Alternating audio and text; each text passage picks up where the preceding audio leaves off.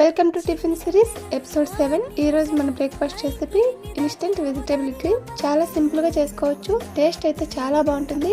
చాలా healthy recipe. ఎలా చేసుకోవాలో చూసేద్దాము. ముందుగా ఒక బౌల్ తీసుకొని అందులో 1 కప్పు ఉప్మా రవ్వ వేసుకోవాలి. అలాగే 1/2 కప్పు పెరుగు వేసుకోండి.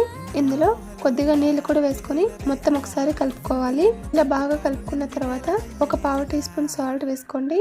అలాగే చిటికెడు సోడా కూడా వేసుకోండి. వేసుకున్న తర్వాత మొత్తం ఒకసారి కలిపేసుకొని దీనిపైన మూత పెట్టేసి ఒక 10 నిమిషాలు పక్కన ఉంచేయండి. ఒక 10 నిమిషాల తర్వాత ఇప్పుడు ఇందులో ఒక 2 పచ్చిమిర్చి సన్నగా కట్ చేసుకొని వేసుకోండి.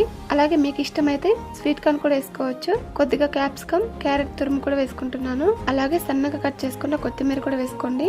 ఇవన్నీ వేసుకున్న తర్వాత కొద్దిగా ఇందులో మళ్ళీ వాటర్ వేసుకొని మొత్తం ఒకసారి కలిపేసుకుందాము. ఇప్పుడు ఒక ఇడ్లీ ప్లేట్ తీసుకొని ఈ పిండినంతా కూడా ఇడ్లీ ప్లేట్ లో ఫిల్ చేసుకుందాము. ఒక 10 నిమిషాలు స్టీమ్ చేస్తే సరిపోతుంది.